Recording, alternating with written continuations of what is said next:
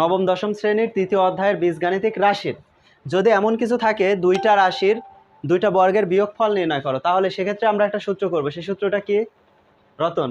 সেই সূত্রটা কি? এইটাকে আমরা ধরবো এ, এটাকে কি ধরবো? এটাকে ধরবো কি বি। এই দুইটার মাঝে সম্পর্ক কিসের? গুণের। এরকম একটা সূত্র আছে না অনুসিদ্ধান্ত 6, A B. A into B এর সূত্রটা কি আছে?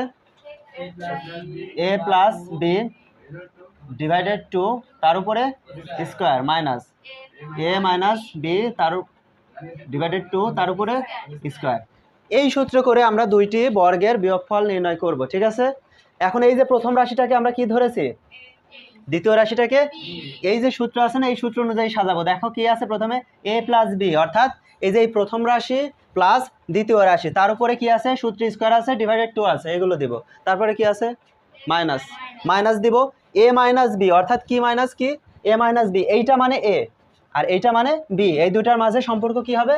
বিয়োগের সম্পর্ক। নিচে কি থাকবে? 2 থাকবে, উপরে স্কোয়ার। আচ্ছা আমরা একটু করি। সূত্রে কি আছে? এ প্লাস বি। এ মানে কি? আমরা এই যে এই রাশিটাকে কি ধরেছি?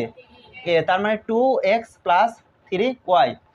এ, এটাকে আমরা ধরেছি এ প্লাস, মাঝে কি চিহ্ন? সূত্রে প্লাস। বি মানে আমরা কাকে বি ধরেছি? এই যে 4x মাইনাস 5y, এটাকে আমরা কি ধরেছি?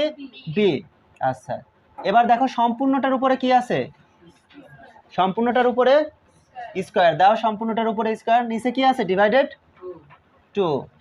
আচ্ছা সূত্রে কি আছে? দিলাম মাইনাস। বুঝতে সমস্যা? কারো সমস্যা?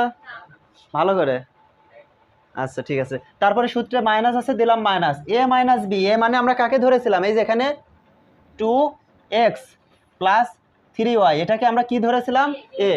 সূত্রে এ আছে তাই এ দিলাম। তারপরে কি আছে? সূত্রে মাইনাস, এই যে মাইনাস মাইনাস দিলাম। বি, বি মানে আমরা কাকে বি ধরেছি? 4x, দিলাম 4x মাইনাস 5y, এটাকে আমরা কি ধরেছি? বি। এবার সম্পূর্ণটার উপরে কি আছে দেখো? স্কোয়ার। ওয়েট।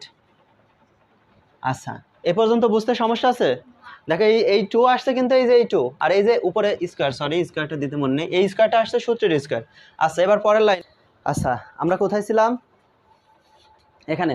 আচ্ছা তার আগে আরেকবার আমি রিপিট করি, ঠিক আছে জিনিসটা? এই যে যদি দুইটি বর্গের বিয়োগফল নির্ণয় করতে বলে আমরা এ বি সূত্র করবো। এটা তো সূত্র, এটা মুখস্থ রাখার বিষয়, এখানে বোঝার কিছু না, এটা মুখস্থ রাখতে হবে। আচ্ছা এইটাকে আমরা ধরেছিলাম কি? এ, এটাকে ধরেছিলাম বি। এই যে সূত্রে কি আছে? এ প্লাস বি, অর্থাৎ প্রথম রাশি তার সাথে দ্বিতীয় রাশি কি হবে? প্লাস। তার উপরে সূত্রে স্কোয়ার আছে, স্কোয়ার। সূত্রের বাই মানে ডিভাইডেড 2 আছে, দিলাম। সূত্রে মাইনাস আছে, মাইনাস এ মাইনাস বি, অর্থাৎ প্রথম রাশিকে আমরা ধরেছিলাম এ, তাই দিলাম এ। মাইনাস আছে তাই দিলাম মাইনাস। বি মানে কি? দ্বিতীয় রাশিকে বি ধরেছিলাম তাই দিলাম বি। সূত্রের স্কোয়ার আছে, দিলাম স্কোয়ার। সূত্রে ডিভাইডেড 2 আছে, দিলাম ডিভাইডেড 2। আচ্ছা পরের লাইনে এই জায়গা, ঠিক আছে? 2x plus plus 3y plus plus 4x। এখন বলো তো এই যে প্লাস আর এই মাইনাস, প্লাস মাইনাসে কি হয়? মাইনাস। কি হবে এখানে? 5y। আচ্ছা তারপরে কি আছে? সম্পূর্ণটার উপরে স্কোয়ার আছে আর এখানে 2 আছে। আচ্ছা তারপরে দ্বিতীয় লাইনে আমরা আসি। 2x প্লাস 3y মাঝে কি চিহ্ন? মাইনাস। 4x। এই দেখো মাইনাস মাইনাসে কি হয় বলো তো? Plus 5y। সম্পূর্ণটার উপরে কি আছে? স্কোয়ার, নিচে কি আছে? 2। ঠিক আছে বুঝতে সমস্যা? সজীব কোনো সমস্যা? রতন সমস্যা? বুঝতে পারছো না? আচ্ছা ঠিক আছে, কথা বলবা। এখন দেখো তো পরের লাইনে আমরা যাই। 2x আর এই যে 4x, দুইটা x যোগ করলে এখানে দুইটা যে x আছে এখানে 4টা x আছে, কত হয়?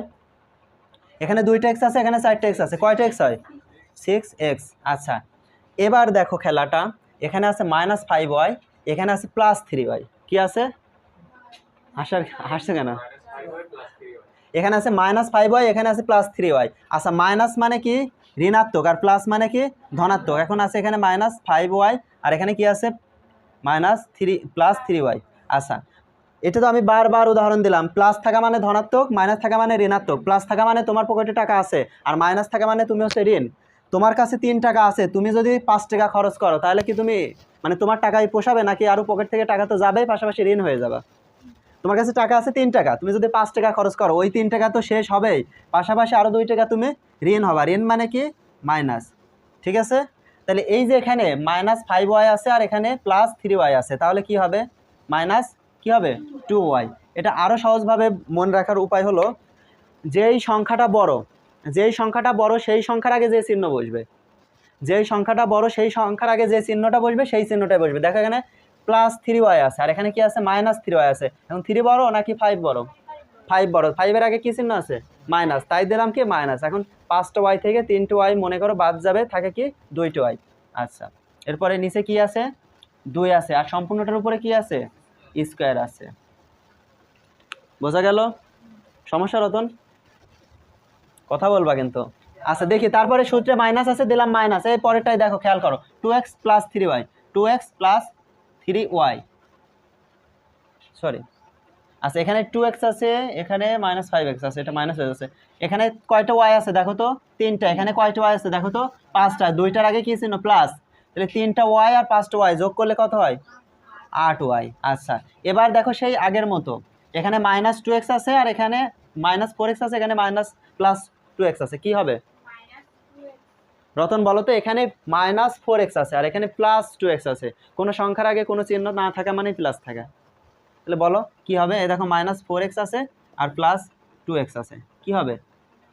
মনে করো তুমি 60 টাকা ঋণ ছিলে, 2 টাকা ঋণ শোধ করলে, তাহলে এখন কি থাকবে? এখনো 2 টাকা তুমি ঋণ থাকবা। তাহলে এখানে কি হবে -2x। আচ্ছা উপরে কি বসবে? নিচে 2। এগুলো তো সূত্রের, ঠিক আছে। আচ্ছা এবার দেখো তো এই সংখ্যাটার ভিতরে এই যে 6x - 2y কোনো কিছু কমন নেওয়া যায় নাকি? 2, দেখো সবাই বুঝতে পারছে 2 কমন নেওয়া যায়। 2 যদি আমি কমন নিই, দেখো তো এখান থেকে যদি 2 কমন নেওয়া হয় কত থাকে? 6-এর ভিতরে 3 কয়বার যায়? 3 বার যায়, x মাইনাস। আচ্ছা 2 তো কমন নিয়েছে, তার মানে 2 চলে গেল, 2 উধাও। এখন থাকছে কি শুধু y। আচ্ছা উপরে কি আছে স্কয়ার, উপরে স্কয়ার আছে, এখানে সূত্রে কি আছে মাইনাস, দিলাম মাইনাস। আচ্ছা এখানে দেখো তো এখানেও কি কমন নেওয়া যায়? এখানে 2 কমন নেওয়া যায় না, দেখো তো 2 যদি কমন নিই তাহলে কি হয় 4y মাইনাস। এখান থেকে তো 2 কমন নিয়েছে, তাহলে 2 চলে গেল, থাকে কি শুধু x। আচ্ছা তারপরে সম্পূর্ণটার উপরে কি আছে স্কয়ার আর নিচে 2 আছে। বুঝতে পারছো কোনো সমস্যা? আচ্ছা তোমরা বুঝলে হবে, ওকে আমি আরেকবার রিপিট করাবো। আচ্ছা এবার দেখো তো এই যে এই 2 আর এই 2, এই যে এই 2 আর এই 2 এগুলো ভ্যানিশ করে দাও, একদম শেষ। থাকছে কি দেখো তো 3x - y, তার উপরে কি আছে স্কয়ার মাইনাস কি হচ্ছে এখানে 4y - x, তার উপরে কি আছে সূত্রে স্কয়ার আর কিছু। এই যে এটাই অ্যান্সার। এবার আমাকে জিজ্ঞেস করো কোথায় বুঝতে পারোনি। আর হ্যাঁ দেখো দ্বিতীয় লাইন, এই লাইন এইটা। আচ্ছা ঠিক আছে দেখাচ্ছি। আচ্ছা আমি আরেকবার রিপিট করি, তারপরে তোমরা তোলো। এই লাইনটা দেখো। হ্যাঁ রতন 2x আছে +3y আছে, 2x + 3y, এটা এইভাবে রাখলাম, মাঝে কি চিহ্ন প্লাস। হ্যাঁ শুধু বসাই দিয়েছি, এটাই শুধু বসাই দিয়েছি, এই তো। আর এখানে হচ্ছে মাইনাসের কারণে শুধু প্লাস চিহ্নটা হয়েছে, এইটাই যা আছে তাই বসাই দিয়েছি। তারপরে এখানে যোগ বিয়োগ করা লাগলে সেগুলো করছি, এটাই। বুঝতে পারছো? তাহলে যদি আমাদের বলে দুইটা সংখ্যা দিয়ে বর্গের বিয়োগফল নির্ণয় করো, তাহলে আমরা কোন সূত্র প্রয়োগ করব? এবি সূত্র। ঠিক আছে, এখন একটা দিলে করতে পারবা? দেখো বইয়ের 13 নম্বর a + 2b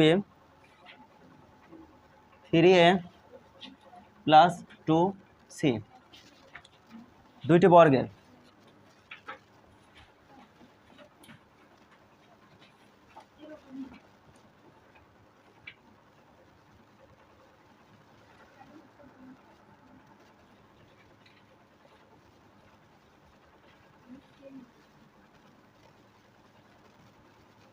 নাও এটা করো তো, এটা তোমাদের কাজ।